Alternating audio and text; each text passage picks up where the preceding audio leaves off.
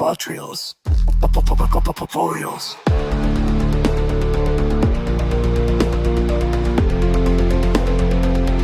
Fotocontroles. Revolucionando conhecimento científico. Bem-vindos ao Pod Trials.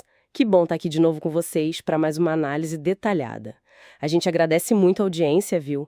Especialmente aos colegas de residentes de cirurgia cardíaca que estão sempre por aqui.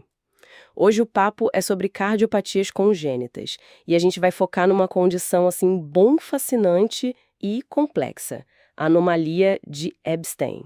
Exatamente. A ideia é fazer uma revisão bem focada, né? Pensando mesmo na preparação para a prova de título da SBCCV. Vamos tentar cobrir os pontos-chave. Ótimo, então vamos lá. Para começar, o que define exatamente a anomalia de Ebstein? E ela é muito comum? Então, é uma malformação congênita considerada rara, tá? Corresponde a mais ou menos 0,5% das cardiopatias congênitas.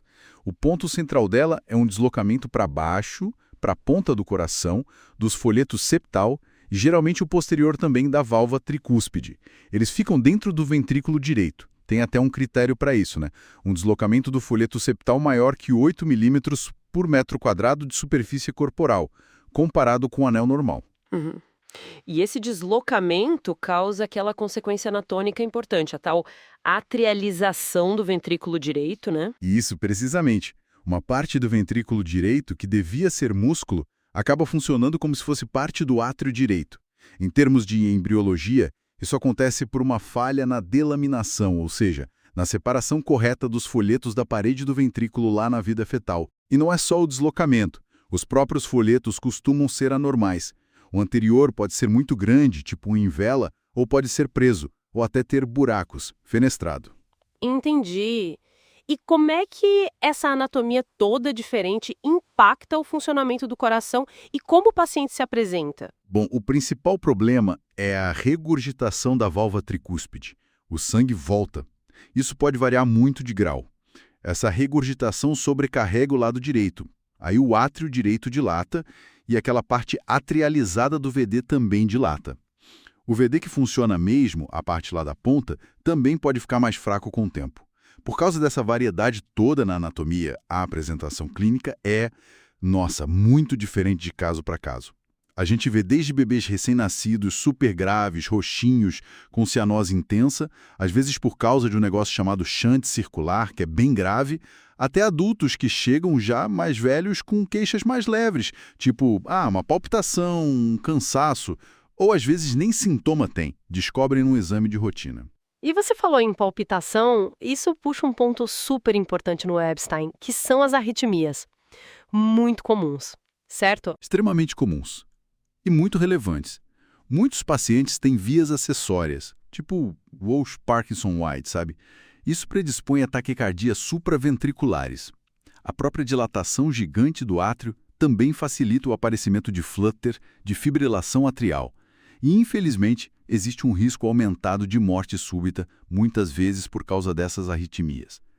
Por isso, a gente pensa logo em fazer estudo eletrofisiológico e ablação, se possível antes da cirurgia. Faz todo sentido. E outra coisa, a comunicação interatrial, a CIA, ou forame oval patente, também são comuns. Aparecem em até uns 40% dos casos. Entendi. Para diagnosticar o eco é o básico, imagino. Mas hoje em dia, outros exames ajudam mais, né? Principalmente pensando na cirurgia. Sim, o eco é fundamental para ver a anatomia da válvula, o deslocamento, mas a ressonância magnética cardíaca, ela ganhou um espaço enorme.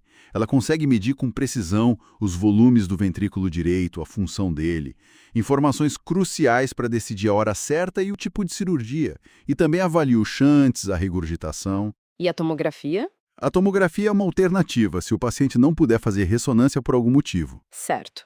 E falando em cirurgia, quando que ela está indicada? Qual o objetivo? A indicação vem com sintomas importantes, né? Ou cianose, piora da função do VD, ou quando o coração está crescendo muito, regurgitação tricúspide grave, ou se tem risco de embolia paradoxal por causa de um shunt atrial. O ponto-chave é tentar operar antes que o VD esteja muito ruim, porque aí o resultado não é tão bom. E nesse ponto da cirurgia, o Brasil tem uma contribuição que é reconhecida mundialmente, né? Com certeza. A cirurgia do cone, desenvolvida pelo Dr. José Pedro da Silva, Foi um avanço espetacular. A ideia genial da técnica é usar os próprios folhetos doentes do paciente para construir uma nova válvula em forma de cone e colocar ela no lugar certo, no nível do anel verdadeiro. Com isso, você tenta eliminar aquela parte atrializada, fazer a válvula fechar melhor e, o mais importante talvez, evitar ou adiar o uso de prótese, especialmente em gente jovem. Prótese sempre tem suas complicações, né? Sem dúvida. Claro que existem outras opções. Outros tipos de reparo na válvula, a troca mesmo da válvula por uma biológica ou mecânica, aí tem que ver caso a caso. E em bebês muito graves, com VD muito pequeno, tem o procedimento de Starnes. E quase sempre, na cirurgia, a gente já fecha a CIA ou o FOP e faz a ablação das arritmias junto. Então, pensando num paciente jovem, com sintomas, mas com uma anatomia que permite essa técnica. Aí sim, a cirurgia do cone seria hoje a primeira escolha, para tentar preservar o tecido do próprio paciente e ter o melhor resultado a longo prazo. Perfeito? E depois da cirurgia, como é o acompanhamento desses pacientes? É um acompanhamento para a vida toda. Precisa monitorar regularmente a função do VD, de preferência com ressonância, ver se ficou alguma regurgitação e ficar de olho nas arritmias com Holter teste ergométrico. A qualidade de vida pode ser muito boa, se a cirurgia for bem sucedida. Mas a sobrevida depende muito da gravidade inicial, do sucesso da cirurgia e do controle das complicações. Complicações tardias podem acontecer, né? Precisar operar de novo, arritmias que não somem ou aparecem depois, que às vezes precisam de marca-passo ou CDI, e a função do VD pode piorar com o tempo também. Uau, foi uma revisão e tanto. Cobrimos desde a definição básica até as técnicas mais modernas como a cirurgia do cone. Muito bom. A gente espera que essa discussão detalhada ajude mesmo na preparação dos futuros especialistas. Agradecemos a paciência e a atenção de todos. E fica a reflexão, né? Com avanços como a cirurgia do cone mudando tanto o tratamento, qual será o próximo grande passo para melhorar ainda mais os resultados e a qualidade de vida desses pacientes tão complexos a longo prazo?